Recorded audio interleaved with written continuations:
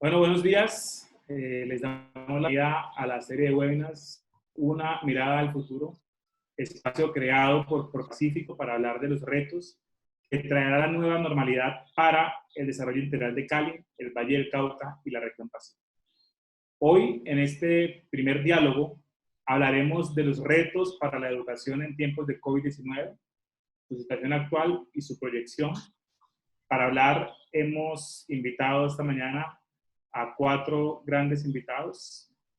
La primera es Andrea Escobar Vilá, la directora ejecutiva de la Fundación Empresarios por la Educación.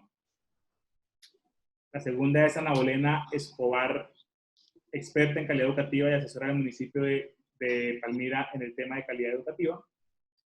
La tercera es la señora María Mercedes de Brigar, rectora del Colegio La Montaña, de Gimnasio La Montaña y fundadora de la Red Papás.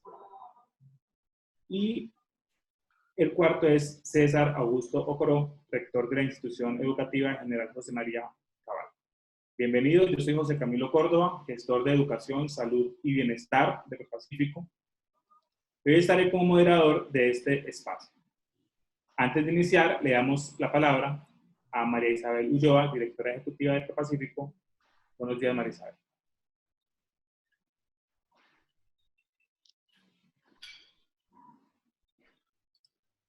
Buenos días a todos. Realmente para nosotros desde ProPacífico es un gusto tenerlos aquí, con que nos estén acompañando en este primer webinar que estamos realizando en nuestra serie Mirando hacia el Futuro. A los panelistas, muchísimas gracias por acompañarnos. Y acá lo que queremos es, definitivamente, esta emergencia, esta pandemia nos ocurrió a todos de sorpresa. Hemos tenido que aprender todos a sobrellevar las consecuencias de esta emergencia, pero lo más importante ahora, y desde ProPacífico, el mensaje es que tenemos que mirar hacia el futuro, a esta nueva normalidad que es la que nos está trayendo, y empezar con la educación es fundamental. La calidad de la educación para nuestros niños en esta nueva realidad debe ser una prioridad, y por eso hemos traído a estos expertos para que nos ayuden a pensar en qué tiene que ser o cómo tenemos que tener esa mirada desde lo público, desde lo privado, y cómo tenemos que reacomodar esta realidad para darle la mejor calidad en la educación de nuestros niños. Entonces, nuevamente a todos, muchas gracias por acompañarnos, y a nuestros panelistas, estamos aquí para oírlos y gracias. Gracias, María Isabel. Les recordamos que este espacio tendrá una duración de 1 hora y 15 minutos. Para facilitar el desarrollo del webinar, hemos silenciado sus micrófonos y solo estarán habilitados los de los panelistas.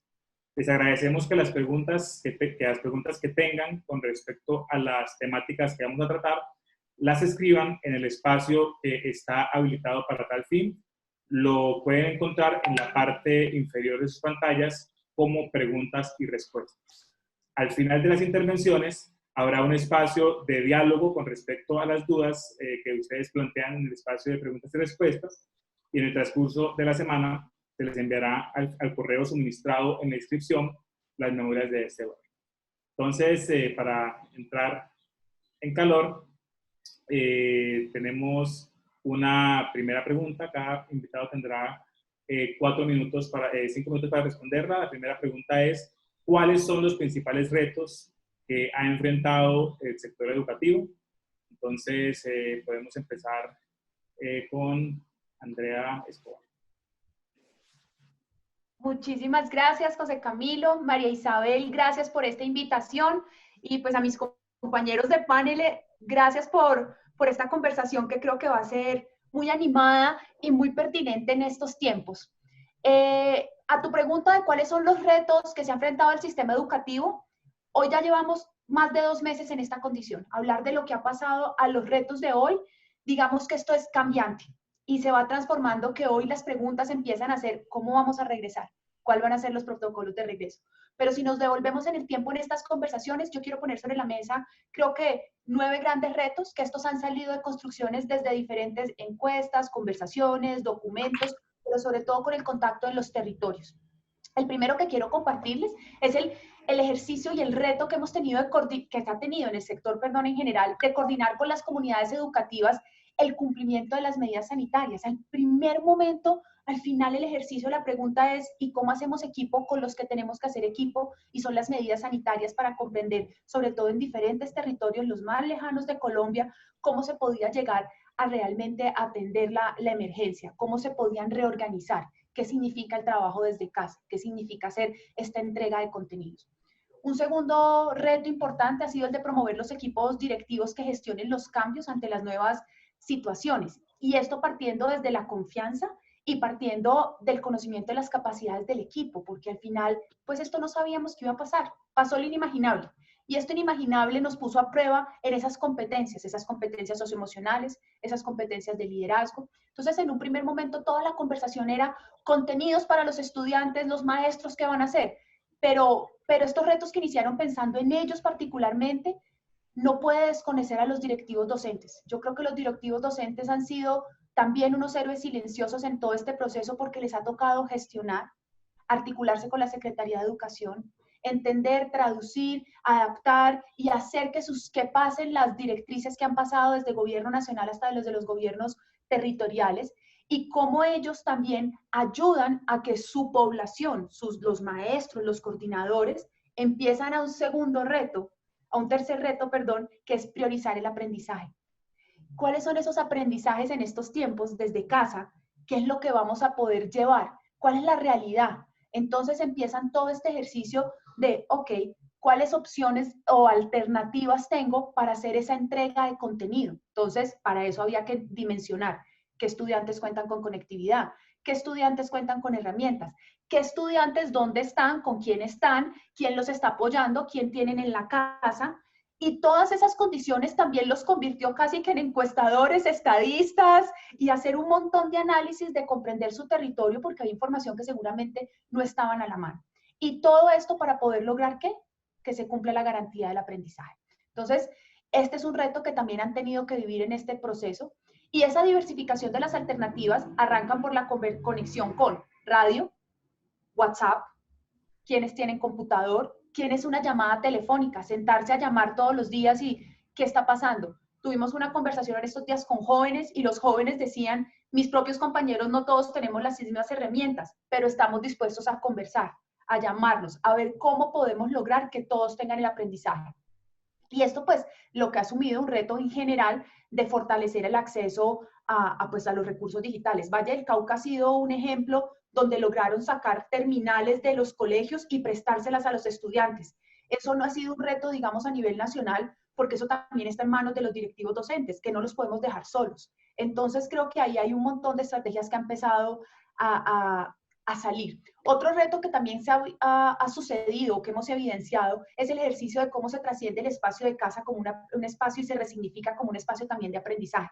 Normalmente el espacio en casa era el espacio de hacer tareas o el espacio en casa es el espacio de esparcimiento, pero no necesariamente el espacio donde se convive para estudiar, para trabajar, y esto ha asumido todo un reto para el ecosistema de la familia, para ese entorno de poder generar un diálogo, un tema de paciencia, no se eleven los niveles de maltrato y realmente podamos comprender cómo se generan esas reglas de convivencia que permitan, creo que uno de los temas más importantes y es que no se desconecten los estudiantes del sistema educativo. Entonces ahí ha asumido otro reto muy importante del sistema y esto conecta con acompañar a las familias de los cuidadores, porque además creo que uno de los temas más interesantes que ha pasado en esta pandemia es el acercamiento de las familias al proceso de enseñanza y aprendizaje de los estudiantes. Significar y resignificar el rol del maestro, entender qué es lo que hace un maestro en el aula de clase y qué significa realmente que el niño preste atención, se concentre, haga las tareas, aprenda, estudia. Y esto también, esta conexión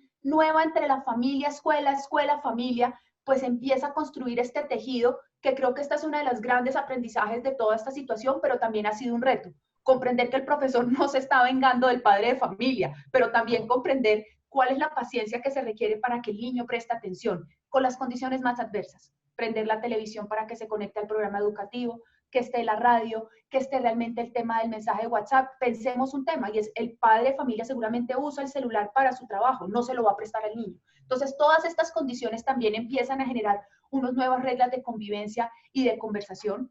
Y también todo el ejercicio que se supone de esto de los retos del desarrollo profesional del cuerpo de docentes, directivos docentes, para que realmente puedan responder a la pandemia. Y sobre todo, como digo yo en diferentes espacios lo he estado repitiendo, es que no volvamos al status quo. Esto lo que nos está permitiendo es comprender qué capacidades podemos desarrollar y avanzar a futuro. Gracias, Andrea. Le damos la palabra a la señora María Mercedes de Briga.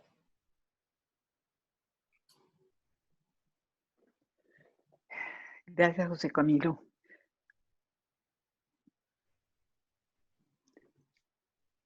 Es que no logro, no me deja prender el video, me lo puedes, ya.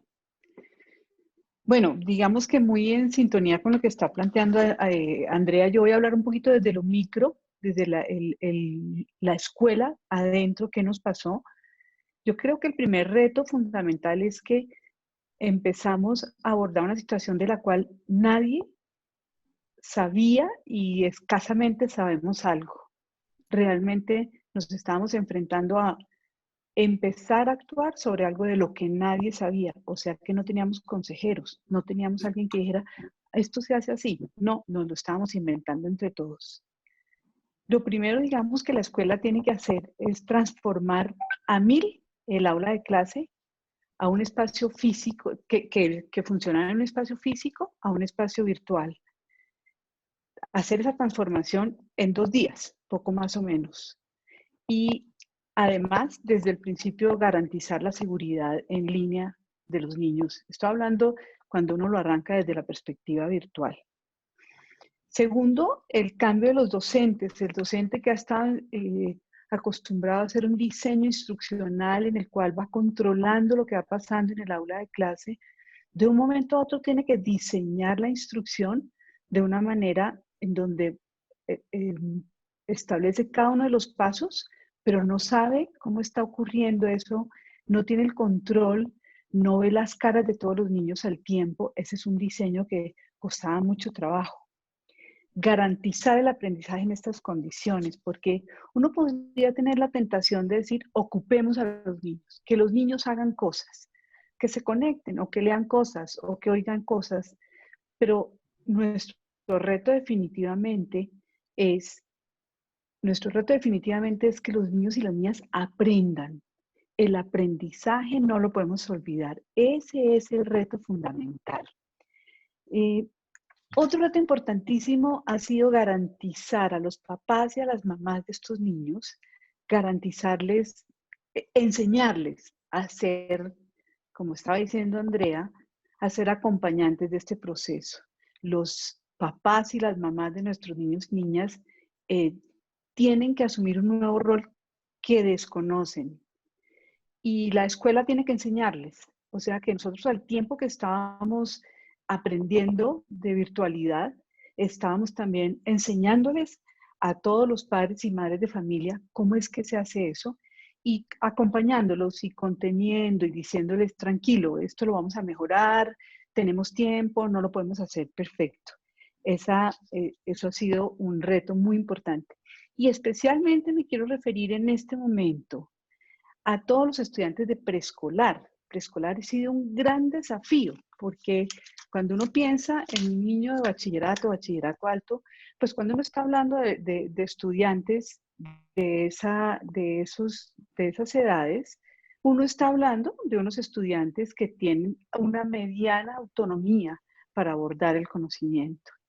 En este caso, cuando yo estoy pensando en niños y niñas de preescolar, pues la cosa es completamente diferente, porque el tema de ellos es que han estado todo el tiempo dirigidos por los docentes, acompañados en su proceso. Entonces, acompañar a los padres y madres de familia en este proceso o a los cuidadores ha sido un tema muy retador para la escuela. Otro reto es la crisis económica. La crisis económica permea también el ambiente donde se está aprendiendo. Las familias están llenas de incertidumbre. Hay familias que se han quedado desempleadas. Hay familias que no saben qué va a pasar. Y realmente los estudiantes están percibiendo eso y están recibiendo esa incertidumbre y eso produce angustia. creo que un reto general de la sociedad ha sido ser capaz de atender a la brecha social que esta situación ha develado.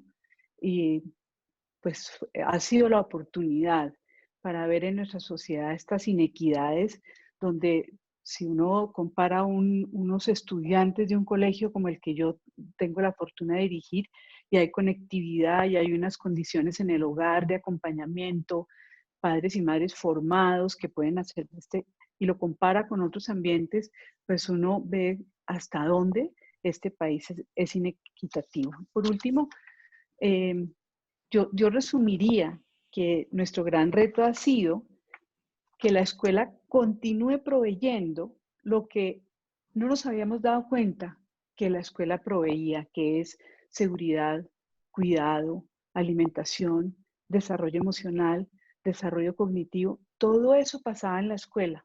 De un momento a otro deja de haber esa institución que hace todo ese abrigo tan importante para los estudiantes. Cierro diciendo, el reto es compartir buenas prácticas. Ese ha sido el reto importante, compartir buenas prácticas transversalmente, desde todos los lugares, desde los lugares más privilegiados a los más remotos, compartamos buenas prácticas porque nos necesitamos unos a otros. Gracias, María Mercedes. Ana Bolena. Gracias, José Camilo, y a los panelistas que nos acompañan hoy. Yo me uno a lo que decía María Mercedes frente a que esto es algo nuevo. Yo creo que uno de los principales retos es la incertidumbre que esto ha generado no solamente para el sector educación, sino también para todos los sectores. Nosotros arrancamos con la mirada de tenemos que cerrar los colegios porque tenemos que proteger a los niños y tenemos que hacerlo rápido. Y de ahí en adelante, ¿qué vamos a hacer? Como decía María Mercedes, de un día para otro tuvimos que empezar a pensar desde el gobierno nacional hasta los gobiernos locales, los rectores, los docentes, las familias y los niños, ¿qué vamos a hacer con todo esto? Los retos que nos mostró este cambio tan repentino es, por un lado, que tenemos una educación tradicional que no estaba preparada para esta nueva educación en casa, una educación tradicional que de pronto no estaba preparada para enfocar el aprendizaje más en los niños que de pronto en el docente o en ese entorno cerrado del aula de clase, una educación tal vez muy tradicional que no estaba enfocada para trabajar a través de proyectos, lo cual permitía que salirse del aula de clase o ampliar el aula de clase a espacios como el hogar, pues hicieran de esto una transición un poco menos traumática, por así decirlo, y tener unos estudiantes con una autorregulación, una autodisciplina y unas capacidades para asumir esta educación en casa con más autonomía. Eso nos está mostrando que tal vez tenemos el reto como país de cambiar este modelo tan tradicional a tal vez unos modelos un poco más vanguardistas. Por otro lado, también lo que decía María Mercedes, esas brechas que estamos encontrando, no solamente desde el punto de vista de los colegios o las instituciones educativas oficiales y las privadas, sino también la ruralidad y el sector, y el sector urbano. Ahí empezamos a ver que es muy diferente poder continuar brindando la educación o el servicio educativo a los niños de los colegios en las ciudades que a los niños en las regiones más apartadas. La facilidad para comunicarse, como decía ahora Andrea, algunos es por teléfono, por WhatsApp, pero lo que nos evidencia esto son unas brechas gigantes, y no solamente en ese momento inicial de empezar a comunicarnos, sino también a la hora de ver las herramientas con las que puede contar un estudiante del sector privado en una ciudad grande, una ciudad principal, una ciudad capital, con la virtualidad, con docentes de pronto que ya habían incursionado en este tipo de educación, y que el cambio fue así, el tránsito fue así, frente a otros niños que posiblemente los rectores y los docentes ni siquiera han logrado ubicar y localizar. Y eso me lleva al reto número 3, y es la deserción, que yo creo que nosotros ya habíamos como país logrado llegar al punto donde no nos preocupábamos por la cobertura o el acceso a la educación, sino que ya nos preocupábamos por la calidad. Y lo que nos trae esta coyuntura es que ahora uno de nuestros principales preocupaciones o desafíos es garantizar que los niños no se vayan. Y creo que esa es una de las presiones para la reapertura de los colegios, y es que los pelados continúen con algo de conexión, algo así sea un día a la semana, un pedacito de conexión y de afinidad con su escuela, volver a ver a su profesor, que es el que siempre ha logrado que ese niño no se quiera ir, y también que los padres sientan que los estudiantes están continuando con su aprendizaje y no, pues ya no tengo internet, no tengo conectividad, entonces pues que vuelva el próximo año. Y eso es gravísimo. Entonces, uno de los desafíos grandes que tenemos ahora, ese tercer desafío, es la deserción, garantizar que los niños permanezcan en la escuela, permanezcan conectados con el aprendizaje. Y yo ahí difiero un poco, entiendo la importancia de preocuparnos por los aprendizajes, preocuparnos por la calidad, pero es un momento donde por lo menos nosotros desde la Alcaldía de Palmira y la Secretaría de Educación lo que hemos priorizado es el acompañamiento socioemocional de los niños, porque si esto es algo que es complejo para nosotros, que somos adultos, si genera miedo, si a uno le da miedo salir a la calle, si a uno sale al andén y ya cree que se contaminó sin ni siquiera haber tocado nada ni haber hablado con nadie, para los niños esto debe ser algo supremamente complicado. Unido a eso, tenemos casos, muchos casos de niños que se están quejando de exceso de trabajo, exceso de tareas, un agobio impresionante, y también de pronto en sus familias no tienen ese acompañamiento, y nosotros particularmente estamos muy preocupados porque los niños se están deprimiendo y quieren desertar y quieren dejar la escuela, y los papás están tomando la decisión de, es que mi hijo ya ni siquiera come, esto lo tiene supremamente estresado. Entonces, yo creo, y es uno de los retos que nosotros como alcaldía hemos enfrentado muchísimo, y es poder hacer un acompañamiento psicosocial, pero no solamente a los estudiantes, sino también a sus padres y al mismo tiempo a los docentes, porque esto implica un reto para todos los actores del sistema, y es un reto de una sobrecarga, una incertidumbre, y eso pues los puede llevar no solamente a los estudiantes a desertar, sino a nuestros docentes también a querer renunciar a la carrera docente, a querer renunciar a su oficio, a su profesión que tanto han valorado. Y eso también unido a los retos de la formación. No teníamos a los profesores todavía preparados para esta formación, las contingencias que se presentan además en el día a día de ahora vamos a volver, y cómo vamos a volver, y de qué manera lo vamos a hacer, y esto trae un exceso adicional de trabajo, empezar a pensar como instituciones educativas, como rectores, como familia, el temor de si envío a mi hijo o no envío a mi hijo, docentes que quieren regresar, pero también les da miedo. Entonces yo resumiría que una de las situaciones que más complejiza esto y que más retos nos ha traído como sector y en general es esa incertidumbre de una enfermedad desconocida, donde tenemos que tomar unas decisiones día a día y paso a paso con poca evidencia, y que día a día suceden evidencias nuevas y salen evidencias nuevas, que hemos dado un paso y decimos, listo, tenemos que volver, pero entonces nos dicen, no, pero espere, porque es que Corea del Sur ya volvió otra vez a cerrar las escuelas. Entonces es algo que yo creo que ha complejizado muchísimo la toma de decisiones, y pues también eso tiene unas repercusiones en el sistema. Gracias, Ana Bolena. Antes de darle la palabra a César, les recordamos a todos los participantes, a todos nuestros asistentes, que para facilitar el desarrollo del webinar hemos silenciado sus micrófonos y solo están habilitados los de los panelistas. Les agradecemos que las preguntas que tengan con respecto a las temáticas o a las intervenciones que hemos estado viendo las hagan en el espacio de preguntas y respuestas que está habilitado en la parte inferior de sus pantallas como preguntas y respuestas. Le damos la palabra a César Ocorte. Muy buenos días. Gracias, José. María Isabel, muchísimas gracias por la invitación. Andrea, Ana Bolena, María Mercedes, mis compañeras de panel, muy buenos días.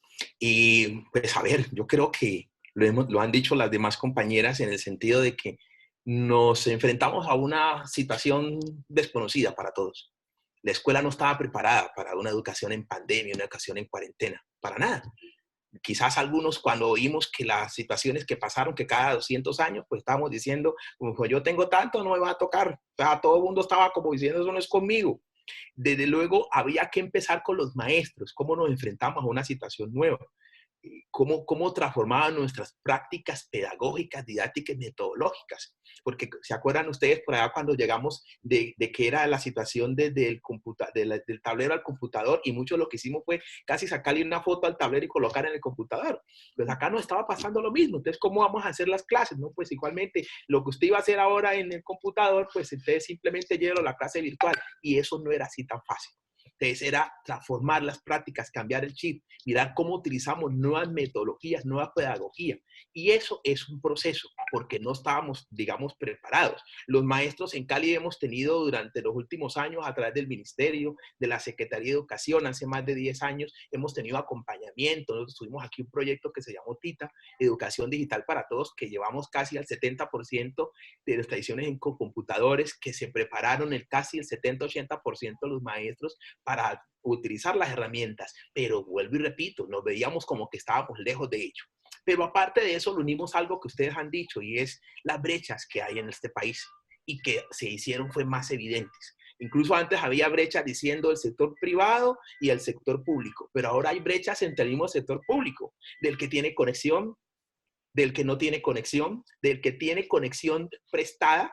Nosotros hicimos un diagnóstico en la institución educativa y algunos chicos decían, sí, yo me conecto a las 3 de la tarde, que es el momento que mi vecina me puede prestar el celular.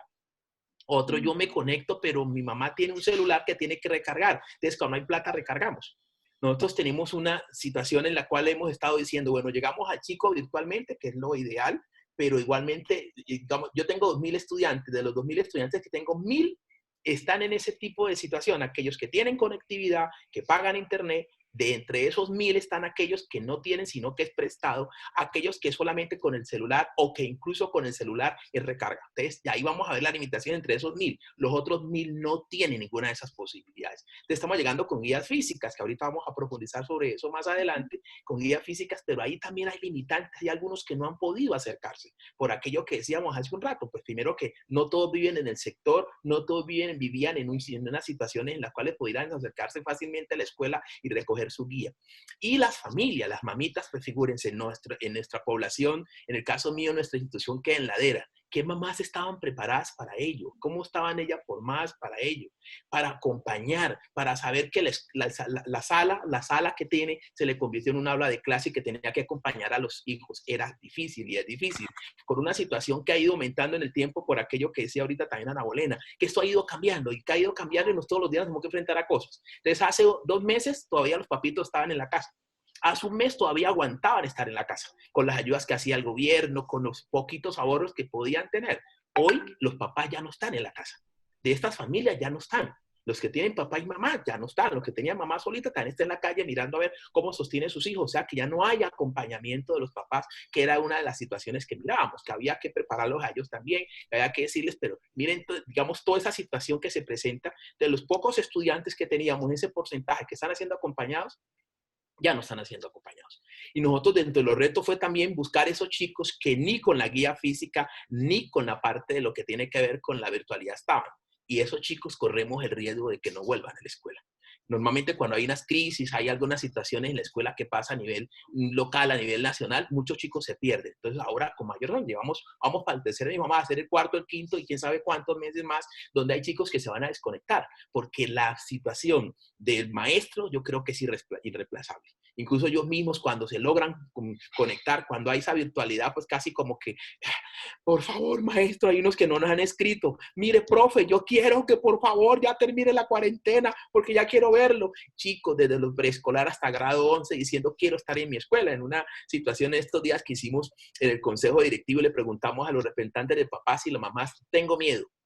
Los profesores, sí, hay que mirar a ver, tenemos angustia. Y el chico dijo, no, mis compañeros todos me dijeron que querían llegar a la escuela rápido. Claro, ellos son los más despreocupados frente al virus. Ellos están ansiosos de verse nuevamente, de conversar y todo lo demás. Pero tenemos una cantidad de chicos que no sabemos dónde están. Y yo creo que el porcentaje, creo que decía también hace un rato Andrea, si buscamos en cada colegio, pues en Colombia va a ser bastante grande eso. ¿Y cómo los encontramos? ¿De qué manera los vamos a encontrar? Pues va a ser difícil, pero hay que mirar, desde ahora es uno de los retos. Entonces, yo creo que el gran reto es todo eso, cómo alineamos los maestros, cómo los alineamos los directivos, cómo comprendemos estas nuevas realidades y cómo transformamos a la educación, porque sí tiene que haber una nueva educación. Esto es una oportunidad para los cambios desde el ministerio, las secretarías, los directivos y los maestros. Es una nueva realidad, debe ser una nueva escuela.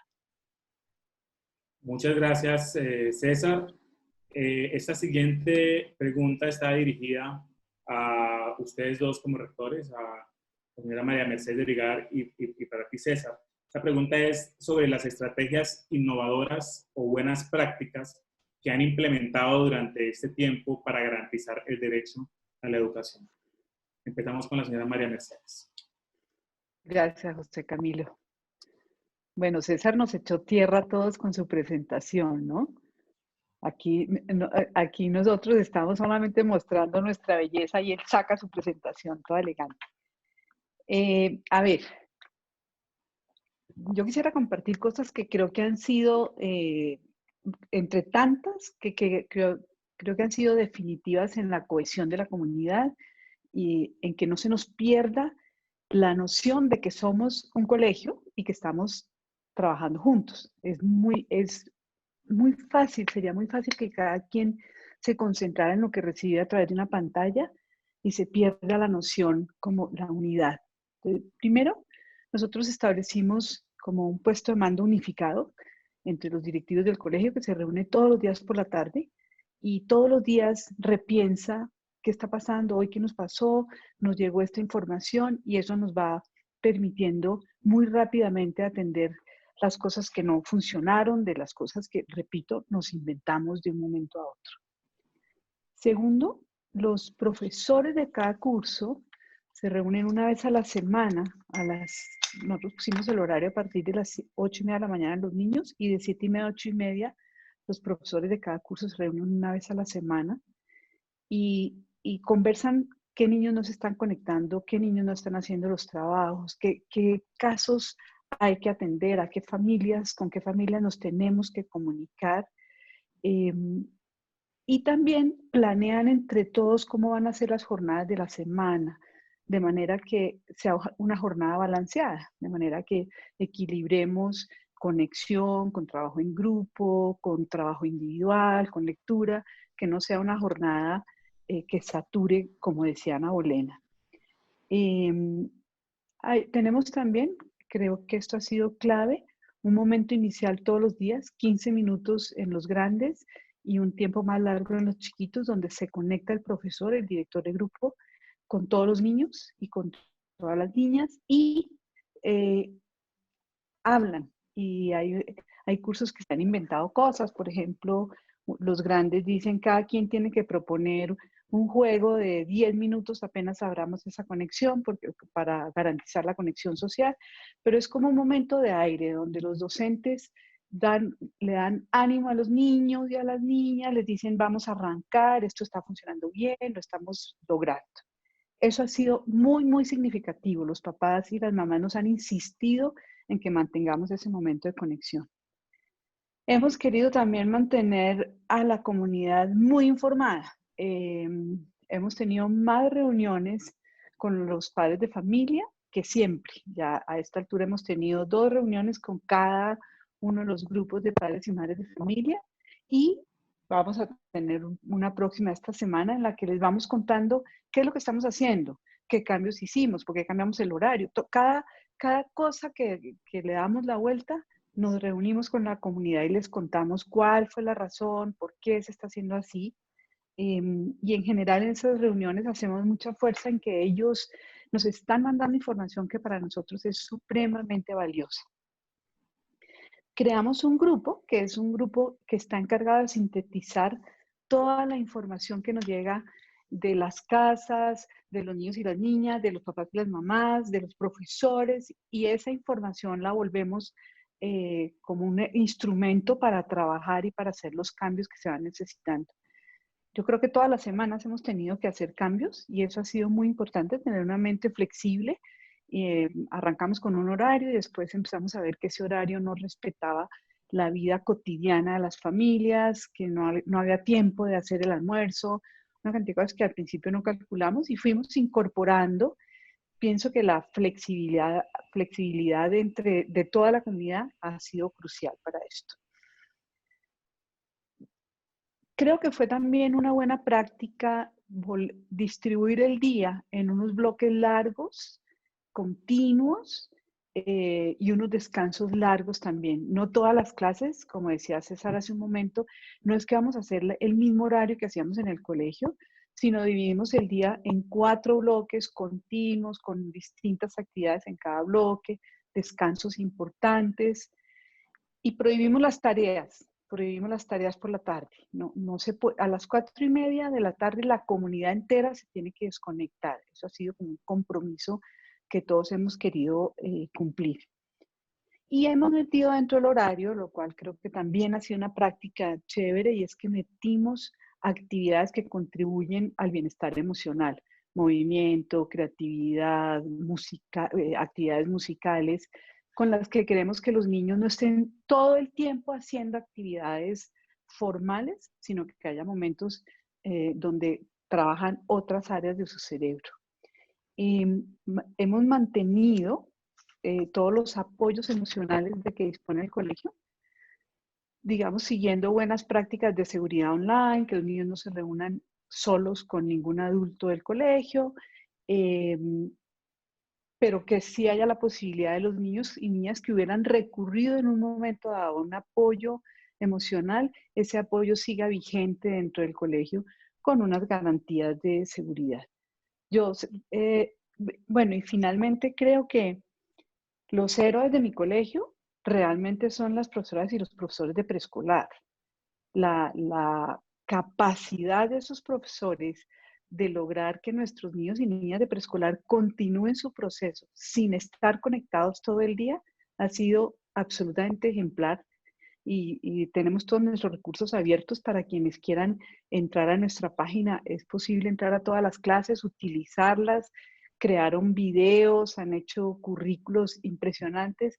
Me parece que preescolar ha sido el hit de la transformación, precisamente porque teníamos que atender a que los papás y las mamás pudieran dejar al niño trabajando y el día fluyera con actividades donde hay aprendizaje, donde hay seguridad emocional y donde no es la pantalla lo único que congrega. Muchas gracias.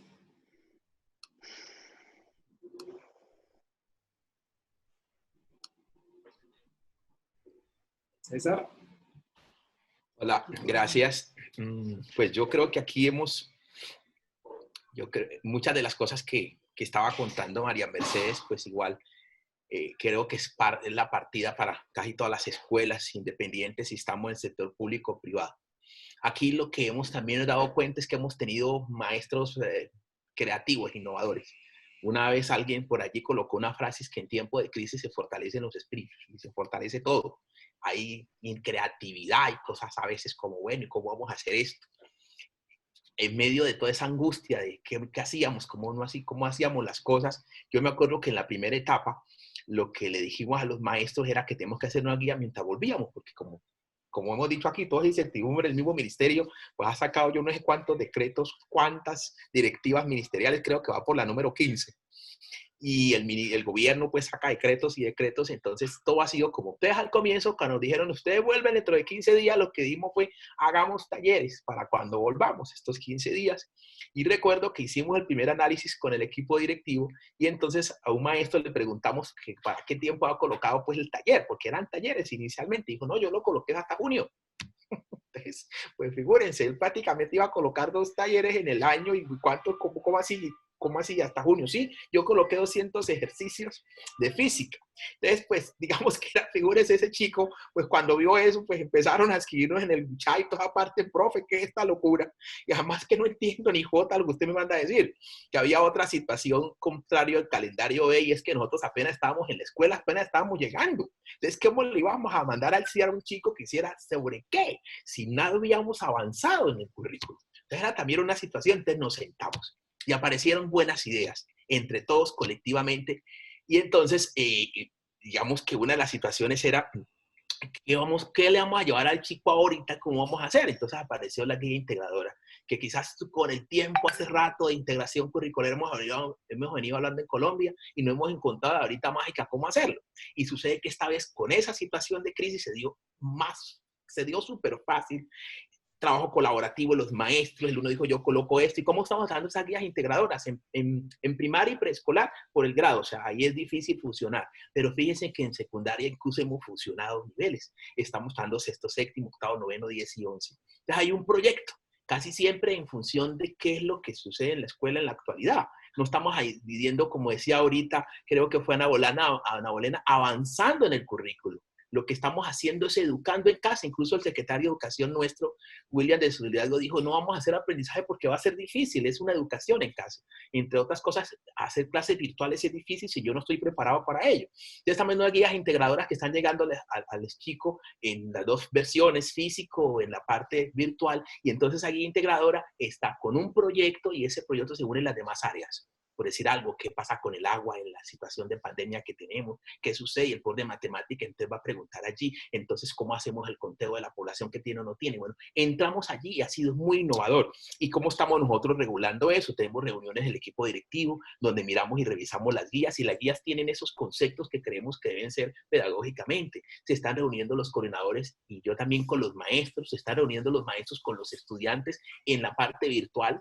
Desafortunadamente, como les decía hace un rato, con ese 50% que puede acercarse, pero ha sido interesante porque se han reunido 5 maestros de un nivel con sus estudiantes. Entonces aparece el de 8.1, el de 8.3, el de 8.5, allí reunidos con 5 o 6 profesores hablando con ellos, no solamente desde el punto de vista de qué pasó solamente con la guía que ya está orientada hacia una situación integral, sino también cómo les va, qué ha pasado en sus familias. Eso ha sido interesantísimo. Yo mismo he conocido mamás que a lo mejor si hubiera estado en la escuela no las había conocido, así sea virtual. ¿Sí? Doña Paula pues igualmente ya nos hablamos de una manera más de confianza, que quizás, vuelvo y repito, en la escuela no hubiese sido posible. Eso ha sido importante. La lúdica, la parte deportiva, los maestros han sido creativos dentro de la situación misma, en su situación de conocimiento, y algo que importantísimo que ha cambiado, y es la evaluación. Nos estamos quitando ese chip, y es una oportunidad para que en el país, yo lo he insistido en las reuniones que hemos tenido con el secretario, con los demás compañeros directivos y maestros, y es que en esta situación tenemos que aprovechar para cambiar ciertas situaciones, y la escuela se va transformando entre todos. Entonces, una de las situaciones que debe cambiar es la evaluación. Nosotros en Colombia es un tema no resuelto. La evaluación es un tema no resuelto, que cada uno hace como cree que debe hacer. Entonces, ya no estamos hablando de evaluación, sino de acompañamiento con los chicos, de cómo los acompañamos, de cómo le hacemos seguimiento. ¿Sí? Estamos haciéndolo de búsqueda activa, que no es fácil. Ya en esta etapa estamos mandando mensajería para ver ese porcentaje, 20% de chicos que no tenemos dónde están. Estamos teniendo algo, fíjense, todo lo repito, toda esa situación. Dentro del colegio tenemos un grupo que se llama Formación Docente. Entre los mismos maestros han estado un equipo para la formación en lo tecnológico, en lo pedagógico, tanto de primaria como de secundaria. Así que ha sido novedoso.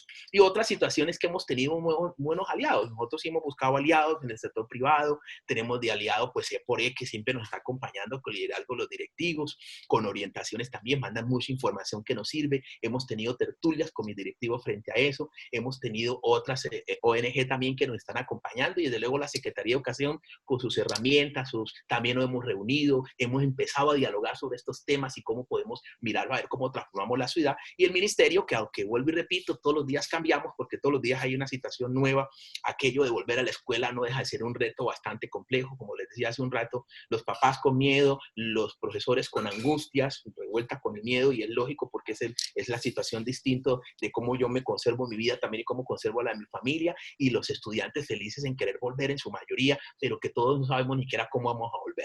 Así que, pues igual, estamos siendo creativos e innovadores con la situación de limitación de formación que no había para ello, y que hay que seguirlo formando, y que hay que seguir formando a los maestros en unas metodologías flexibles que permitan la nueva realidad de la escuela.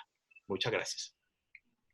Muchas gracias, César, por tu intervención. Antes de pasar a la siguiente pregunta, que está dirigida para Ana Bolena, quiero agradecerles a las personas que ya están haciendo preguntas a través del espacio de preguntas y respuestas. Estas preguntas serán respondidas al al final de ese espacio por cada uno de los invitados. También agradecerles, avisarles que tendremos, que esto hace parte de una serie de webinars que Pacífico ha puesto a disposición de su público. Si usted desea participar en esos conversatorios, debe inscribirse a través de nuestra página web www.propacifico.org. A través del chat les compartiremos el enlace de inscripción si desean asistir a algunos de estos espacios.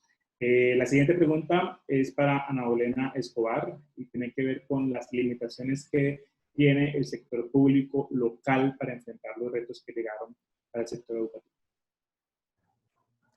Gracias, José Camilo. Bueno, en primer lugar, y creo que lo hemos dicho todos, es al ser una situación sin precedentes, nos hemos como enfrentado al reto de tener todo el direccionamiento desde el Ministerio de Educación Nacional, con la necesidad de tomar unas decisiones muy rápidas, pero también sin saber hasta dónde podemos llegar. Palmira fue una de esas ciudades que tomó la decisión rápidamente de cerrar las instituciones educativas oficiales y también iba a la ruta de sacar unos toques de queda, pero luego el gobierno nacional toma la decisión de no, vamos a hacer esto centralizado, las decisiones las vamos a tomar desde el gobierno central porque es importante tener como una claridad y un control y que tengamos una unificación en las decisiones.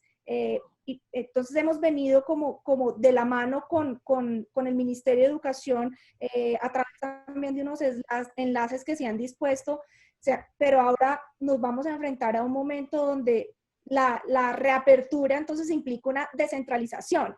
Entonces Palmira ha estado en un grupo liderado por el BID, con la Secretaría de Educación de Barranquilla y Cúcuta y diferentes expertos en educación, incluyendo el Banco Mundial, ProPacífico, Fundación Carvajal, para tener como un acompañamiento en cómo nos vamos a pensar esta reapertura. Y una de las dudas de nosotros es, bueno, pero como entidad territorial podemos decir, ¿vamos a abrir los colegios o no los vamos a abrir? ¿Sí? Entonces creo que hay esa disyuntiva entre hasta dónde llega en términos legales el gobierno local y hasta dónde llega el gobierno nacional, qué tanto podemos nosotros decidir o no, ha hecho que sea un poco complejo como la toma de decisiones. Algo que también creo que complejiza un poco en la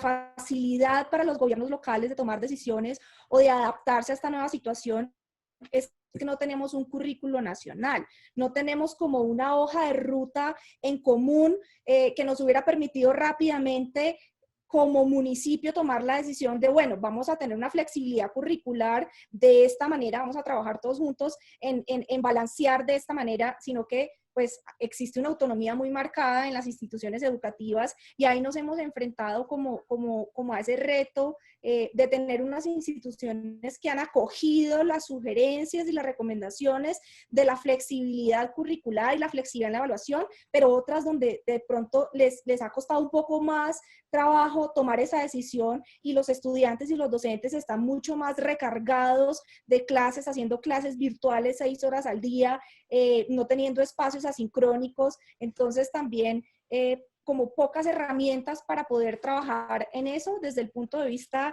normativo, pero también desde el punto de vista de la práctica y que todos tengamos como una mirada única y una mirada general claramente contextualizada, pero como una hoja de ruta más clara. Por otro lado, el PAE para el sector local implica unos retos gigantes porque es el afán o la necesidad de tomar unas decisiones rápidas para poder satisfacer esas necesidades inmediatas de nuestros niños, pero también la importancia de poder planificar muy bien y evitar tener problemas con los entes de control o evitar tener un desorden a la hora de repartir el PAE y tener la capacidad institucional para poder casi toda la Secretaría en este momento está tratando de hacer un acompañamiento a las instituciones educativas para repartir estos complementos alimenticios, que además las familias en su imaginario creen que es un mercado, entonces al final les parece que eso es muy poquito y no está el entendimiento de que eso es el 20% del complemento de los niños o de la nutrición de los niños. Y finalmente poder tener un balance en poder responder a todos los actores del sector educativo, que los docentes no se sientan agobiados con la cantidad de trabajo, que los niños a su vez no se sientan agobiados, pero que sí estén aprendiendo y estén conectados, y que además las familias también puedan tener ese balance en casa de poder apoyarlos, pero poder tener los espacios para trabajar, y nuestros rectores pues que al final del día están un poco en la mitad de todo esto y también tienen que poder responder a todos esos stakeholders y tenerlos a todos contentos, tenerlos a todos tranquilos, pues eso también implica unos retos muy grandes. Y pues en términos presupuestales todos quisiéramos poder darle PAE a todos los niños, quisiéramos poder darle conectividad a todos los niños y quisiéramos poder también darle computadores y tabletas a todos los niños y las niñas, pero pues esos son los retos que considero que pues desde nuestro lado hemos identificado principalmente. Gracias. Muchas gracias, Ana Bolena. La siguiente pregunta está dirigida para Andrea Escobar, que tiene que ver con el rol del sector privado. Hemos visto que el sector privado durante este periodo ha estado bastante activo. Nos gustaría conocer cómo ha sido esa participación del sector privado, qué ha hecho para apoyar a los educadores y también al sector público durante este periodo. Muchas gracias, José Camilo. Yo antes de contarles un poco desde esta visión del sector privado, me gustaría también conectar estas conversaciones tan potentes que ha dicho María Mercedes, Ana Bolena y César, que yo creo que hay que recoger, y esto se va a conectar con lo que ha hecho el sector privado, y es lograr que los niños, niñas y jóvenes aprendan algo. María Mercedes, Ana Bolena y César han sido muy reiterativos. Oiga, más allá de que se aprendan lo que estaba en el programa educativo institucional del momento, es cómo lograr que no se abrume más al sistema, que no se abrumen más, pero también cómo lograr que no se desconecten. Y yo creo que uno de los aprendizajes más retadores de todo este tiempo es, como lo menciona Ana Bolena, si bien ya la conversación no era un tema de cobertura en Colombia, es cómo logramos que no se desconecten del sistema, que se conecten con su maestro, que se conecten con el ejercicio del tejido social. El tema de compartir las prácticas me ha parecido muy potente. Yo creo que el compartir prácticas nos enriquece todos los días porque de verdad cada semana es cambiante el sistema. Cada semana es un nuevo reto y es un nuevo momento.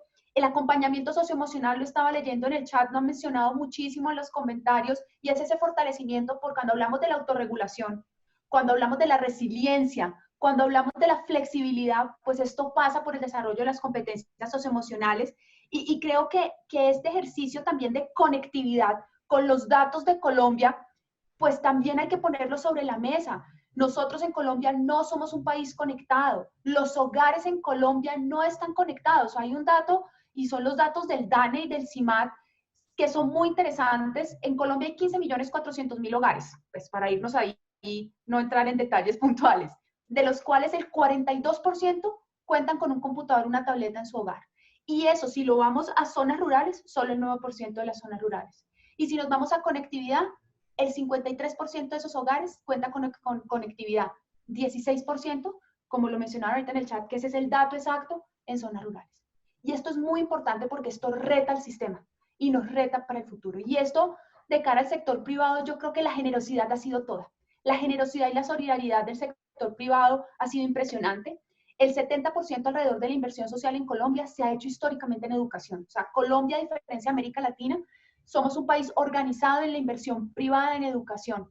Como lo mencionaba César, se apoyan instituciones, se apoya el liderazgo, se apoyan en materiales. Entonces, ¿qué ha pasado? Desde Empresarios por la Educación hemos liderado una estrategia que se llama La Educación que nos une, que hemos logrado conectar a más de 60 organizaciones del sector privado para que pongan al servicio sus contenidos, sus estrategias. ¿En qué? En cuidadores, cómo apoyar a los cuidadores, a los directivos docentes, a los padres de familia, y todos bajo una sombrilla sin marca, la educación que nos une. Colegio y casa, un solo equipo, amor por educar, para que el propósito sea orientar, contener, apoyar, porque más allá del aprendizaje curricularizado, lo que necesitamos es lograr, como ya lo mencioné, que los estudiantes no se desconecten.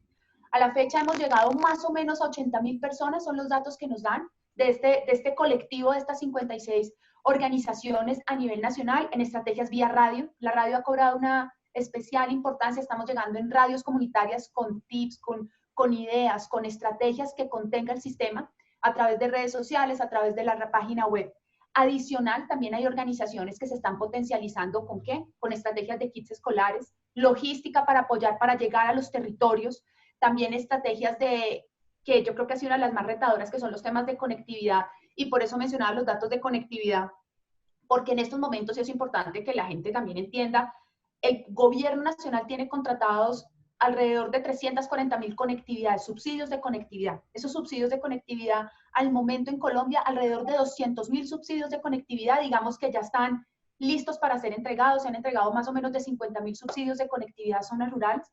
En reuniones con la ministra TIC estábamos conversando qué importante sería poder conectar donde esas conectividades que se están subsidiando lleguen a casas, a hogares, que ya les compartí los datos de los hogares en Colombia, lo retador de ese 53% que cuenta con conectividad, y en zonas rurales es mucho menor el dato. ¿Cómo se logra que esos subsidios lleguen a esos hogares? Pero también está todo el tema del ejercicio de las terminales. Entonces ha habido toda una movilización desde el sector privado en general, realmente cómo se moviliza, cómo no es sustituir al sector público, porque ese no es el rol, pero cómo nos volvemos un brazo que puede ser mucho más rápido, mucho más flexible, que puede responder y llegar al territorio.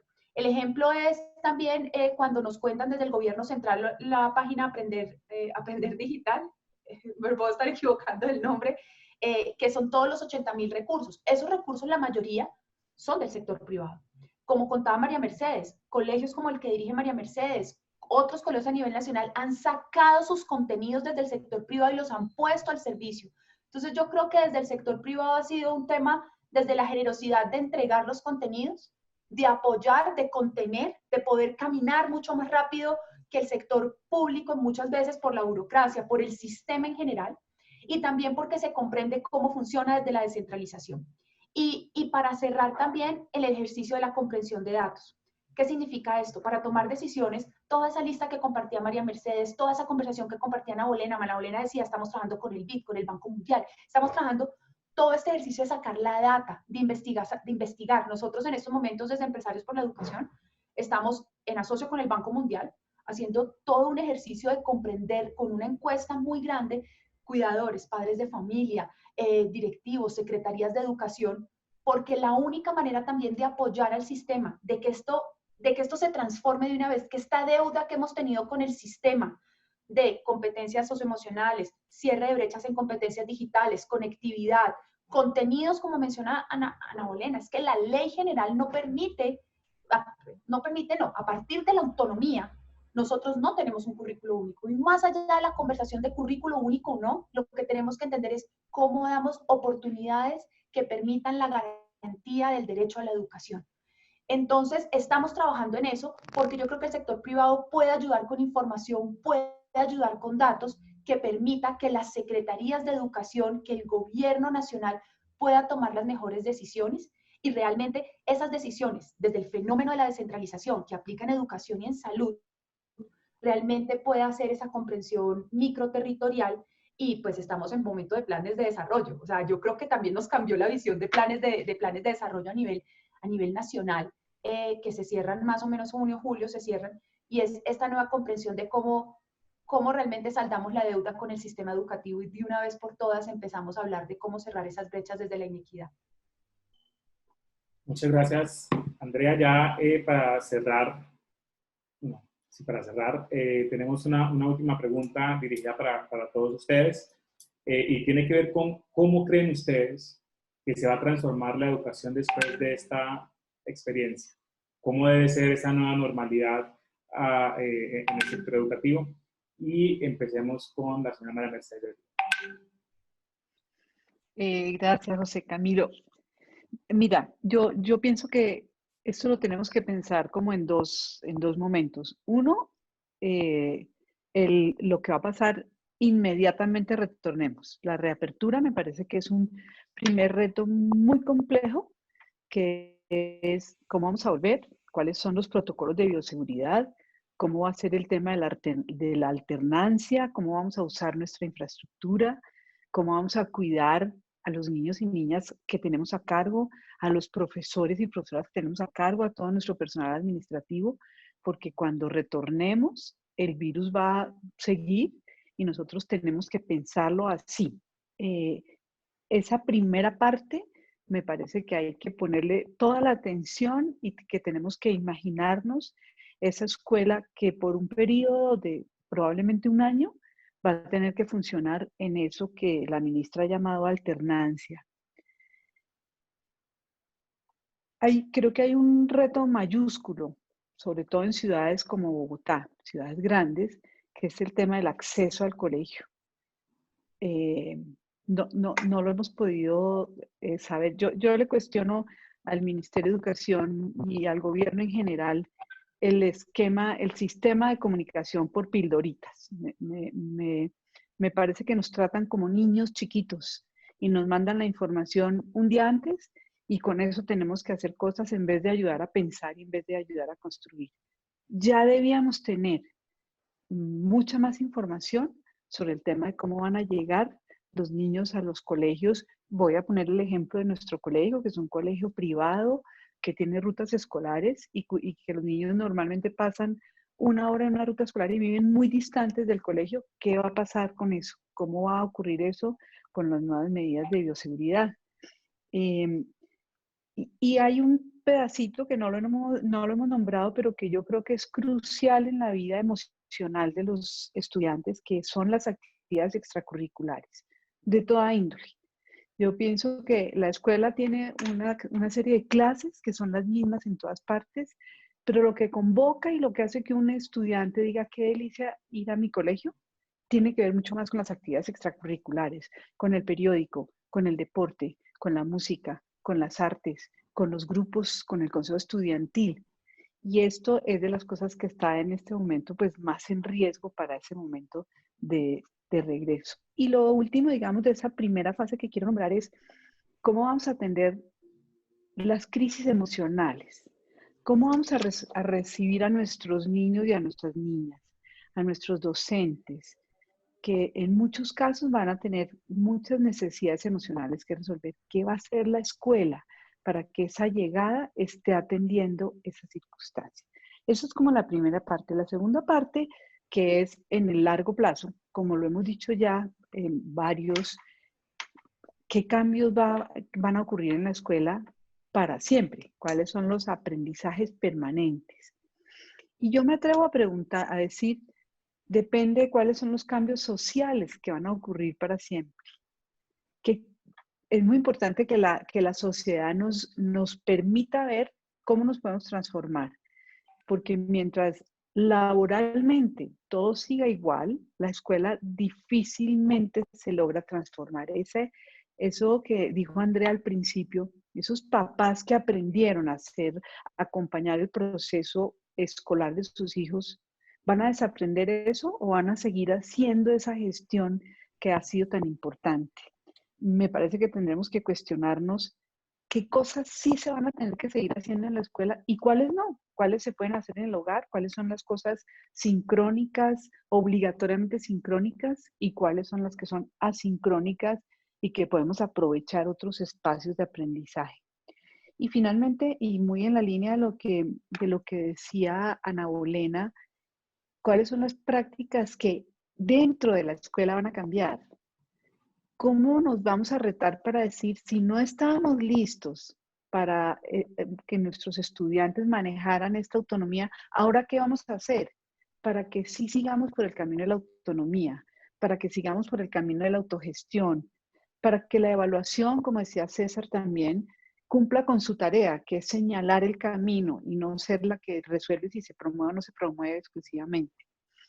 Y finalmente, ¿cómo vamos a hacer para diferenciar el aula? Estamos tan en mora en ese tema de la diferenciación, y esto tiene que haber sido una oportunidad para que el aula se conciba de una manera diferenciada. El aula, la que sea, el aula de clase o el patio o la casa, lo que se vaya a llamar aula de aquí en adelante, ¿cómo lo vamos a diferenciar en adelante?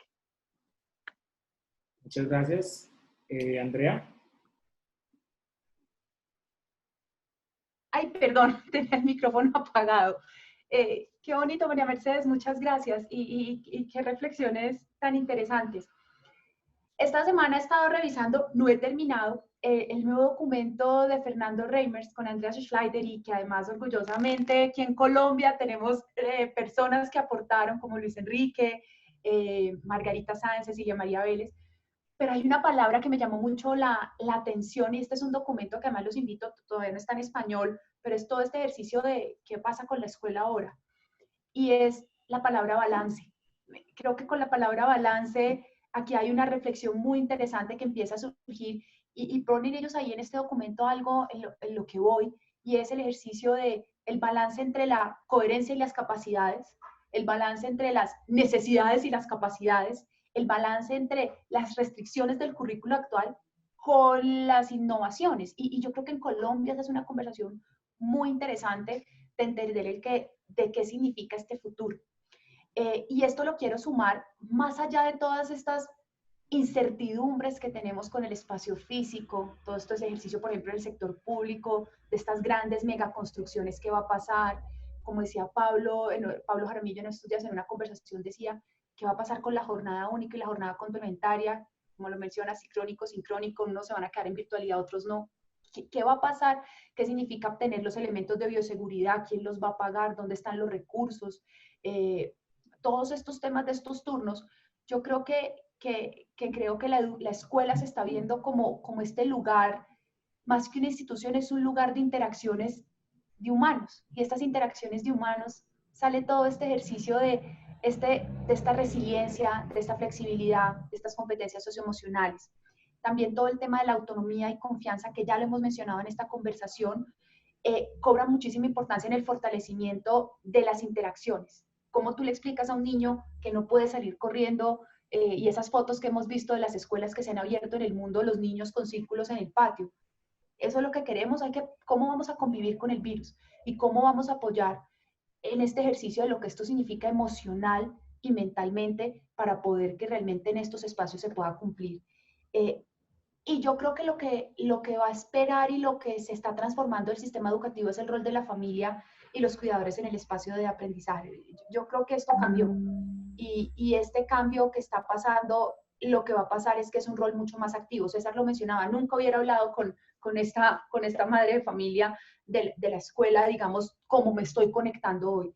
Y yo creo que eso va a cambiar también en cómo se hace la disposición de los contenidos, la disposición de las tareas, la evaluación del proceso de aprendizaje y esta evaluación de estos procesos de aprendizaje en temas de competencias, en temas de contenidos. Perdónenme que creo que soy yo que mi WhatsApp está saltando por todos los lados, discúlpenme y lo cierro. Y cómo se repiensa también qué significa lograr los aprendizajes en el aula de clase.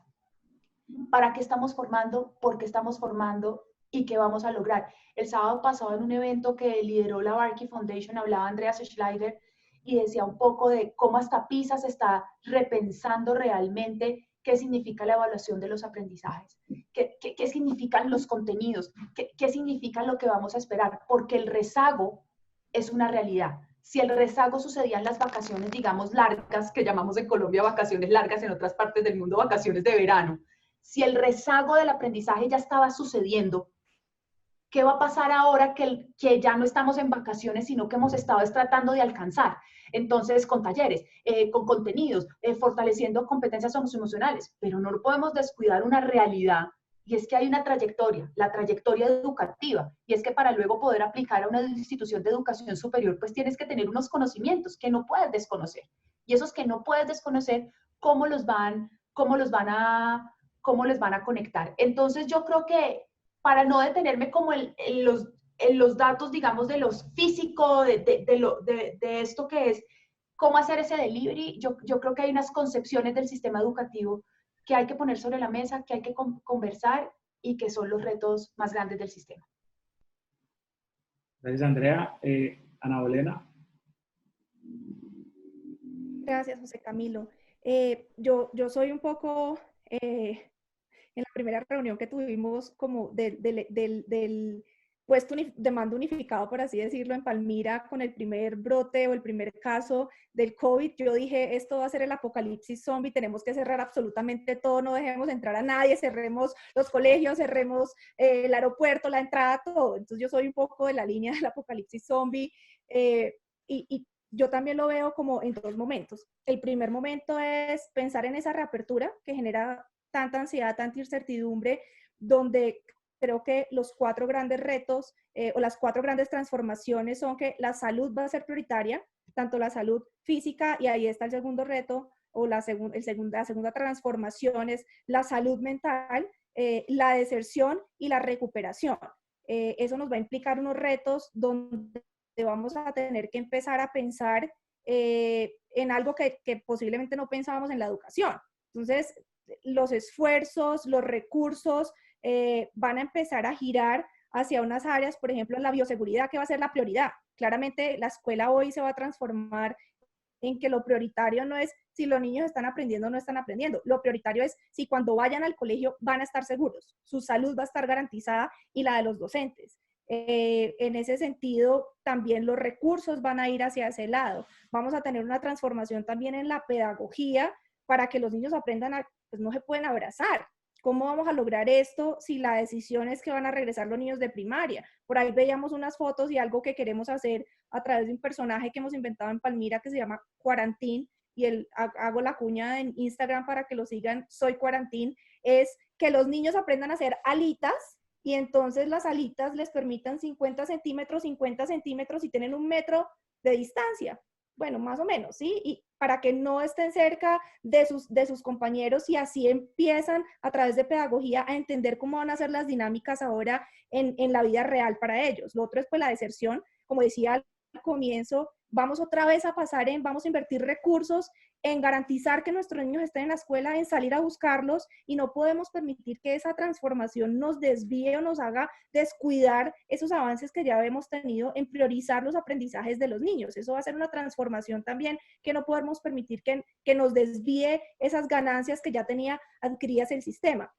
Y como decía ahora Andrea, esa recuperación, vamos a tener claramente un rezago y como lo hemos visto en los diferentes documentos del Banco Mundial, del BID, de UNICEF, es aquellos que son más vulnerables son los que además ahora van a estar en una peor condición. Entonces tenemos que ver como sistema cómo garantizamos que cerremos esas brechas que si antes existían, ahora pues van a ser gigantescas. Y eso me lleva a la 4ª transformación que yo creo que es muy importante y que la he mencionado constantemente, y es las estrategias de acompañamiento psicosocial. Ahora los pelados van a volver al colegio y pues además van a tener que enfrentar sus miedos de volver, enfrentar también, por ejemplo, el reto de es que yo voy el más atrasado de mi salón, yo voy el más atrasado de mis compañeros porque no tenía internet, no tenía computador, no tenía nada, y eso puede llevar a que les hagan bullying como escuela. ¿Cómo evitamos que eso suceda? Lastimosamente vamos a tener niñas que puede ser que hayan sido abusadas en esta cuarentena y van a llegar embarazadas al colegio. ¿Cómo evitamos que eso no se convierta también en un motivo adicional donde las victimicen? Niños también maltratados, vamos a tener niños que posiblemente adquirieron COVID o sus familiares también, ¿cómo garantizar que no sean estigmatizados? Entonces, son unas problemáticas que van a transformar la visión de la educación hacia algo que de pronto antes no era tan visible y de pronto ahora sí debería ser más visible, y es esa salud mental de nuestros estudiantes y de nuestros docentes. Eso es como en esas transformaciones del regreso inmediato, pero además el mediano largo plazo, en mi mirada del apocalipsis zombie, es nosotros vamos a enfrentarnos ahora a un acordeón de volvemos a la escuela y nos tenemos que volver a meter, volvemos a la escuela y nos tenemos que volver a meter. Por lo menos eso es lo que las evaluaciones o las investigaciones de este virus nos están indicando, y es que esto va a ser algo así como de salga y éntrese, porque hasta que no tengamos la vacuna y hasta que esto no cambie y no existe una certeza, pues se van a ir aumentando los contagios, y eso va a generar un retroceso y esa vaina de acordeón. Eso entonces nos implica unas transformaciones de todas esas buenas prácticas que hemos identificado ahora en parar la crisis, cómo las continuamos, cómo replanteamos que la conectividad debería ser un bien básico, pues casi, que para los niños, porque es muy probable que tengamos que tener un sistema mixto no de aquí a diciembre, sino por varios años hasta que logramos convivir con la enfermedad, logramos un sistema de salud, una vacuna, o yo no sé, porque recuerden que para mí esto es catastrófico, pero sí hasta que logremos tener un funcionamiento normal, que yo creo que no va a ser en el futuro próximo, de llegar al colegio otra vez todos los niños a abrazarse y a estar todos en el salón, aulas de 40 niños o colegios de 1000 estudiantes, eso no va a pasar en el futuro cercano, ni en el mediano plazo. Entonces también es de pronto repensarnos cómo volvemos a los modelos flexibles, cómo logramos que el estudiante sea el centro del aprendizaje, cómo logramos esa autonomía, cómo logramos también algo que lo están haciendo en las preguntas y que para mí al comienzo de esto fue una de las cosas que más estrés me generaba, y creo que sobre la marcha otros tipos de estrés fueron borrándola un poco, y lo que decía María Mercedes al comienzo, los niños de preescolar. Yo tengo un hijo de 3 años y a mí me preocupa un montón que él no está teniendo interacciones sociales con los amigos, y eso es esencial y vital en esa etapa del desarrollo de vida, de su desarrollo personal. Los estudiantes grandes, pues ellos lo logran, los adolescentes lo logran a través de WhatsApp, de Facebook, ellos ya lo tienen más montado que nosotros, pero los chiquitos no, los estudiantes chiquitos no lo tienen. Y podemos tener padres de familia que permiten esas interacciones, maestros que permiten esas interacciones y las promueven, y otros que no. Entonces, creo que tenemos unos retos gigantes para pensarnos como sector en cuáles son esas transformaciones y cuáles son esas estrategias innovadoras que tenemos que empezar a agregarle al sistema educativo de ahora en adelante. Muchas gracias. Muchas gracias, Ana Bolena. Y finalmente, César. Ok, gracias, José. Pues bueno, coincido con mis compañeras del panel. Hay una primera etapa que es de incertidumbre, que va por los protocolos inicialmente, donde pues tenemos angustias, no estamos preparados realmente. El ministerio habla, dice, en estos días tuvimos la oportunidad de estar en conversatorio con la viceministra, sí estamos reuniendo, no estamos haciendo, pero nadie sabe cómo vamos a llegar. En estos días en el consejo directivo el profesor decía, sí, los chicos ya no van a hablar de que se me perdió el lápiz, sino que se me perdió el tapabocas, de que se me perdieron los guantes, de que eso puede pasar, pero eso es una cuestión cultural que lo vamos a ir mejorando en el tiempo, como todo. Yo, por ejemplo, que soy el más viejo del panel, que soy el viejito del panel, nosotros nos tocó llevar vasos para que nos dieran la leche, y lo que se perdiera el vaso. Lo que se perdiera el vaso y no se perdía el tapabocas. Ahora, digamos que esa situación medio jocosa está allí, pero hay una que es de miedos, de angustias. Pues como Ana Bolena, a mí que día me pasó incluso en un supermercado, el señor pasó por al lado mío y me tropezó. Yo casi que, mejor dicho, salgo corriendo a bañarme y a echarme alcohol por todos lados, pero el señor volvió a aparecer y lo único que me faltó es colocarle la cruz que dice Ana Bolena de zombie, porque lo vi como a 2 metros y le coloqué las manos como diciendo no te me acerques. O sea que eso, ¿cómo hace ser en la escuela cuando tantos niños como maestros estamos acostumbrados a acercarnos? Digamos, eso es lo que hace la escuela. La escuela la hace esa cercanía, esa familiaridad de hablar, de conversar, de abrazarnos, de el chico cuando nos acerca donde la maestra, donde el maestro, a contarle qué le pasa, cómo vamos a hacer ahora. Háblame, pero háblame a 2 metros.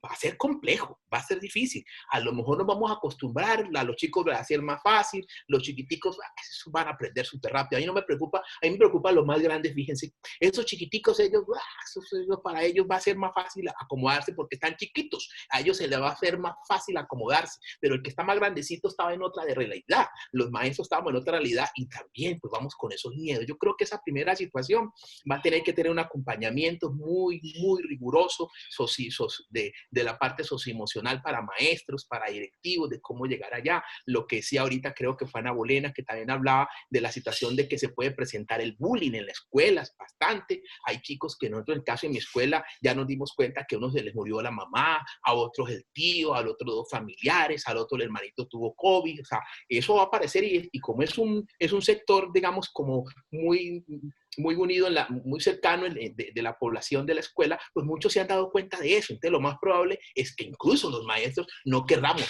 acercarnos a ese chico porque creemos que él está contaminado de por vida, porque pues una mamá o el papá o alguien lo tuvo.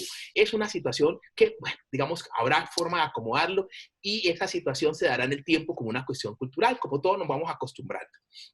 Pero está lo pedagógico. ¿Cómo vamos a entrar en esa escuela pedagógicamente hablando? Los chicos, ¿cómo lo vamos a recibir? Saquen el cuaderno, ustedes otra vez coloquen la fecha, 1 de agosto del 2020, y vamos a ver sociales, vamos a ver matemáticas, común y corriente. Aquí no ha pasado nada, yo no creo.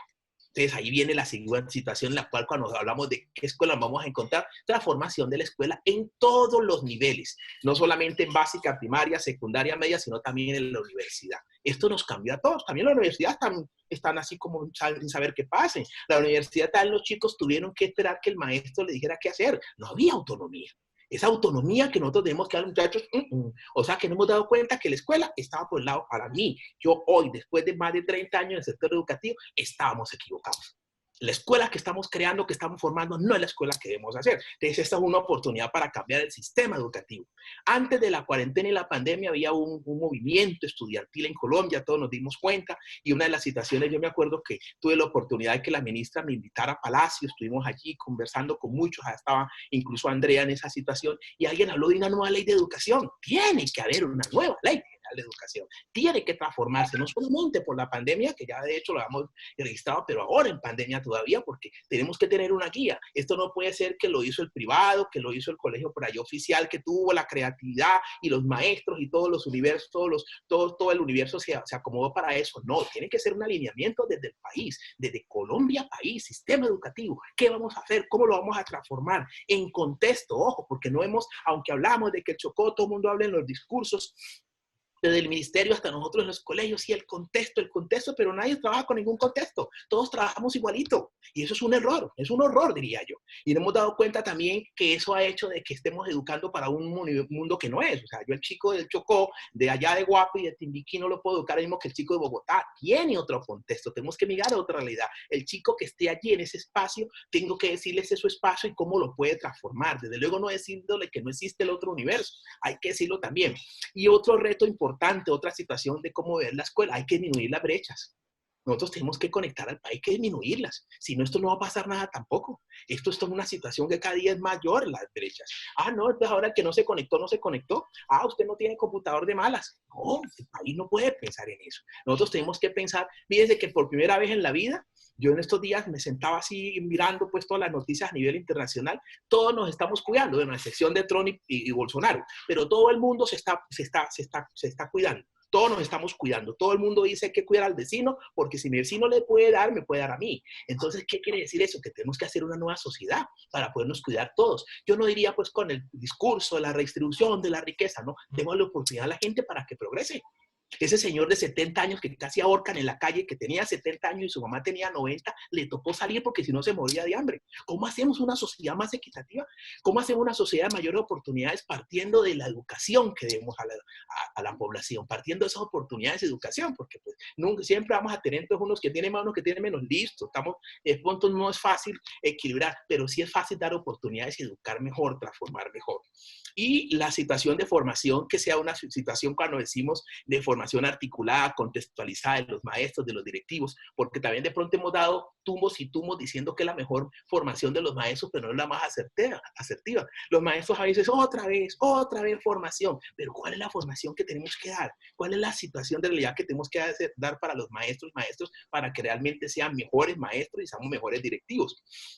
Las alianzas público-privadas, Andrea hablaba, Ana Bolena y María Mercedes también de toda esa situación de las ONG que nos ayudan, es espectacular toda la situación, y además yo la conozco desde adentro, he participado como de todos los transformadores, fui de la primera corte, ok, la mejor, mentiras, todas han sido buenas, pero una de las situaciones que hablábamos como cuando estuvimos en la subsecretaría es cómo articular el sector privado. Yo les decía ahorita que hemos tenido ayuda en la localidad. Ha ido Gases de Occidente, ha ido Fundación Escarpeta con los Don Esteban, que él lo hace con un amor y con unas ganas impresionantes. Pero hay muchos que no están articulados. A veces se duplican. Ahora, si nos uniéramos todos, el sector privado tiene esto en una bolsa, hay 5 cosas que hay que hacer. ¿Cómo las hacemos entre todos? ¿Y cómo no nos duplicamos? Y cómo a veces incluso lo que hacemos es aumentar la cantidad de intervenciones a la escuela, pero que no conllevan a nada. Y las relaciones que debe tener la escuela-comunidad también deben cambiar. Esa comunidad, el entorno, esos papitos, esas mamitas tienen mucho que aportar. Esa sociedad tiene mucho que aportar. Estos días me decía alguien, ¿y cómo comenzamos a transformar? Hablemos con las comunidades. Hablemos con las comunidades. ¿Qué les pasó? ¿Qué creen que debe cambiar? ¿Cómo se sintieron? O sea, esperar que esa comunidad no tiene nada que aportar es un error. Entonces, transformemos la escuela desde adentro, entre todos, para que estos chicos sean realmente más autónomos, porque esto, independiente del coronavirus, mañana tenga vacuna, van a aparecer otros y nos va a aparecer no dentro de 100 años. Muchos los vamos a tener que volver a vivir muchas veces, porque esto no es así nomás de que se fue y ya se quedó. Así que muchísimas gracias. Muchas gracias, César. Hay un tema, o hay unos temas que han sido reiterativos por parte de los comentaristas, o de los comentarios que hemos recibido a través de las preguntas y respuestas a través del chat, que ustedes como panelistas ya han ido respondiendo: el tema de salud mental, el tema de los aspectos socioemocionales y los miedos, el tema de las innovaciones, que fue una de las preguntas centrales del tema. Pero hay un tema que consideramos importante y que quiero invitarlos a responderlo brevemente, y que tiene que ver precisamente con algo que mencionaba César hace un momento, y es el tema de los contextos. Estamos ubicados en una región con profundas brechas sociales y donde tenemos diversidad de municipios. Tenemos a Cali, tenemos Popayán, tenemos Pasto, pero también tenemos municipios como Tumaco, Buenaventura, Ibdó y todo el departamento del Chocó. Entonces, ¿qué respuesta o qué opción le damos a estos educadores, a estos jóvenes y niños en estos lugares considerados apartados y con tantas situaciones difíciles? No solamente el tema de las brechas sociales, pero también, digamos, aspectos y atrasos estructurales, particularmente en el sector educativo. ¿Qué opciones o qué posibilidades le ven ustedes al sector educativo en estos contextos que puedan mencionar? Brevemente les pido que me ayuden a responder. El que quiera empezar. Ya que está César ahí. Bueno, ahora sí comienzan los hombres. Me dejaste siempre de último, entonces ahora sí comienzan los hombres. Bueno, hay una situación, es que yo creo que hemos insistido, tanto Andrea, Ana Bolena, María Mercedes, en algo, y es cómo transformar la escuela. Transformarla en contexto, mirando las necesidades que se tienen, ser una escuela más igualitaria. Es decir, el Ministerio, Colombia, tiene que mirar hacia la educación como una oportunidad de desarrollo del país. No mirarla como la última y siempre casi peleado, tienen que los maestros, y no estoy aquí ni más faltando que sea la única solución, ¿no? Pero los maestros marchando, los estudiantes marchando para que puedan haber transformaciones. Y el país se tiene que dar cuenta que la transformación tiene que darse y que estas crisis tienen que darnos esas posibilidades de hacerlo. Esas crisis tienen que darnos posibilidades de ser creativos, innovadores, de ir copiando donde pasan las cosas buenas. A veces dicen los japoneses, pero los japoneses se suicidan. Los finlandeses, pero es que ellos son dos pelagatos, dos muchachitos, en cambio nosotros somos aquí miles. O sea, hay que buscar un intermedio, porque pues no podemos ser ni japoneses, ni podemos ser de Singapur, ni de Finlandia. Tenemos que ser colombianos, pero hay prácticas que se pueden ir mirando en esas localidades, qué está pasando, qué está sucediendo, y cómo podemos mirar unos currículos que sean contextualizados. No es, digamos, hay unos lineamientos que podemos tener como país. Alguna de las compañeras informaba que Colombia no tenemos un currículo único, y uno puede tener unas líneas, hay que tener unas líneas, hay que saber qué queremos como país, qué ciudadano queremos formar, pero localmente también debemos de mirar cuáles son las necesidades de esa región, porque es que muy difícilmente el chico del Chocó va a salir del Chocó. Entonces, ¿cómo lo formamos para que él aporte al Chocó? ¿Cómo lo transformamos para que él aporte a su región también? Pero no lo hacemos, o sea, lo hacemos creyéndole que él vive en Bogotá, o que vive en Medellín, o vive en Cali. Ese muchacho no vive allí, vive en Bogotá, vive en el Chocó y tiene otra necesidad, el que vive en La Guajira, en los llanos. Entonces, mientras no tengamos una situación de currículos contextualizados, mientras en Colombia no miremos, incluso financiemos la educación como debe ser, mientras no formemos a los maestros de una manera asertiva, los acompañemos de una manera asertiva, las cosas no van a cambiar. Yo creo que pasa por eso, por allí. Algunos dicen, hay que formar también a los directivos. Lógico, nosotros los directivos también nos toca actualizarnos todos los días. Es decir, son todos esos elementos y componentes los que componen la comunidad, sobre todo maestros y directivos que son, digamos, los que llevan la información, los que están orientando la información que debemos saber. Entonces, ¿cómo garantizarlo? Con un contexto diferencial. ¿Cómo lo garantizamos? Con mayor inversión en educación. ¿Cómo lo garantizamos? Teniendo en cuenta que hay que formar también diferencialmente a maestros y maestras, dependiendo, acompañarlos y ser más asertivos en ello. Financiar mejor la educación. Muchas gracias. ¿Alguien más le gustaría aportar en esa última pregunta? María Mercedes, Andrea, la palabra y luego, ¿te parece si voy yo? Ok, María Mercedes. Mira, yo quería como insistir en el tema de las buenas prácticas y de la interacción entre instituciones. La organización a la cual pertenezco, que pertenece a nuestro colegio, que se llama UNCORI, inició, y estando en la bolena del ministerio también, un proyecto de interacción con colegios del Chocó, que se llama hoy día Aulas Sin Fronteras y que ha sido un excelente recurso en este momento. Yo creo que lo que Colombia está en mora es de tender puentes entre las distintas oportunidades educativas. Hay de todo lo que uno se pueda imaginar, pero hay tanta gente en educación. Yo creo que los educadores demostramos en esta pandemia que somos uno de los sectores más generosos, menos acaparadores de lo que sabemos. Demostramos eso no aquí, en el mundo entero. Yo he recibido información de colegas del mundo entero. Háganlo así. Me fue bien con esto. Buenas prácticas es lo que hemos tenido en la educación. Y como que estuvimos a la altura de decir, aquí no se trata de mi colegio, aquí se trata de los niños. Se trata de los niños y las niñas del mundo entero que están marginados de la escuela. Y yo creo que Colombia tendría que poder aprovechar eso y el foco de este momento debe ser cómo conectamos instituciones, cómo apadrinamos, cómo llevamos recursos de unas instituciones a los lugares más remotos, porque es que eso no solamente es en beneficio de los lugares más remotos ni de los niños que están en condiciones vulnerables, es que eso es en beneficio de los niños y las niñas de Colombia. A mí me parece que es por ahí por donde debemos pensarnos, y estas organizaciones como ProPacífico, como todos los empresarios por la educación, que ha hecho una tarea maravillosa en esto, y todos los que estamos trabajando por esto, ese debe ser nuestro reto. Caminemos juntos, compartamos buenas prácticas, ayudémonos, compartamos profesores, compartamos jefes, directores, todo lo que tengamos, porque este es un momento para eso y no lo podemos desaprovechar. Muchas gracias. Andrea. Conectado con lo que dice César y María Mercedes, yo creo que hay dos cosas que han salido en esta conversación y que hemos mencionado todos a lo largo de las preguntas que nos has hecho, y hay dos temas, y es la descentralización juega un fenómeno clave en este proceso, porque hay que comprender cómo funcionan las entidades territoriales y las secretarías de educación. Yo creo que uno de los retos para cerrar las brechas es cerrar realmente ese camino y fortalecer las secretarías de educación.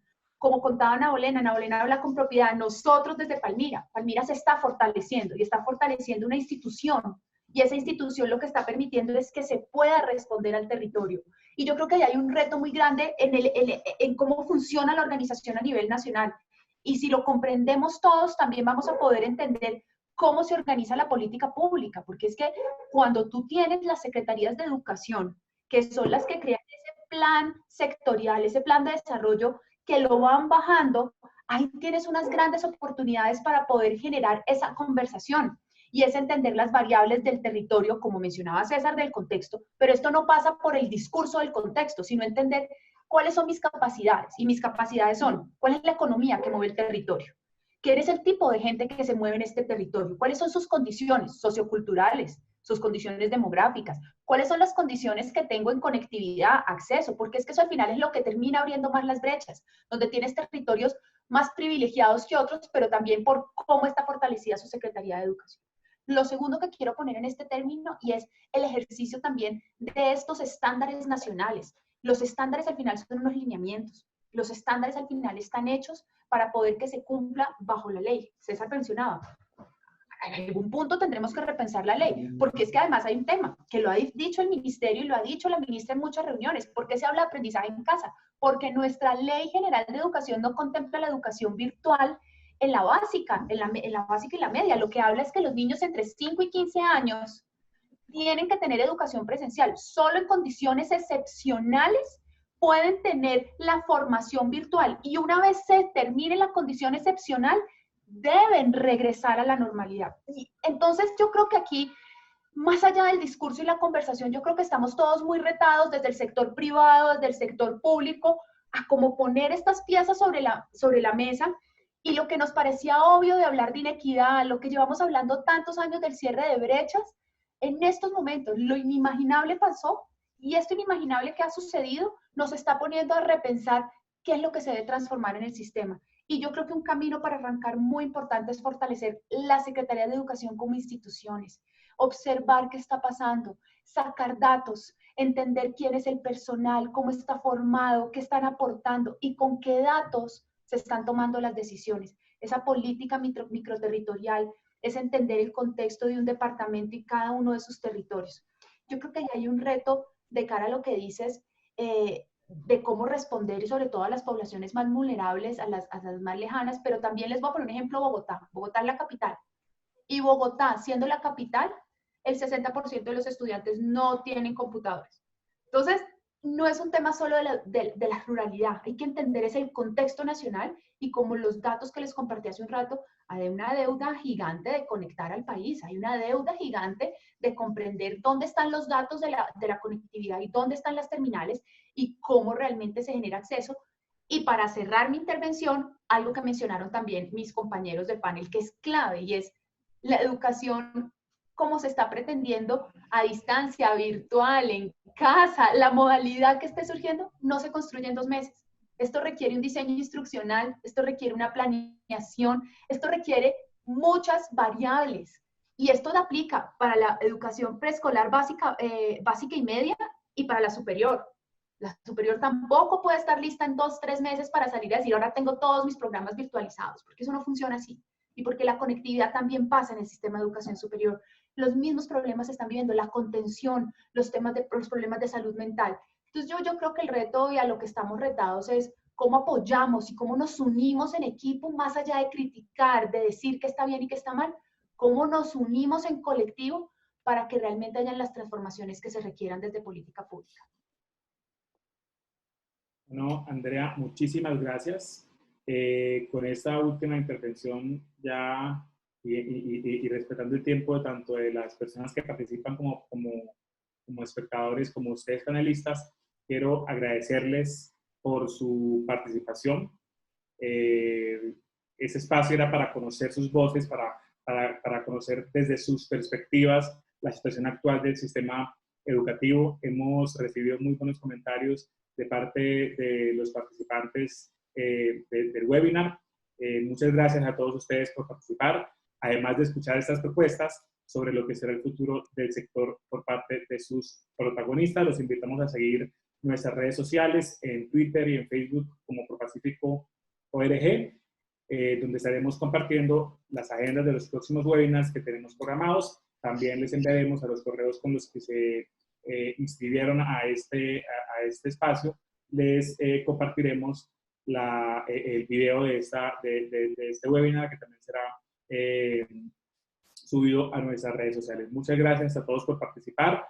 Mil gracias. Nada. Mil gracias por la invitación, y gracias a todos los colegas que estuvimos aquí. Muy agradable, muy bien organizado todo. Muchísimas gracias. Gracias, José. Gracias, Isabel. Chao. Un abrazo. Chao, chao. Chao, gracias.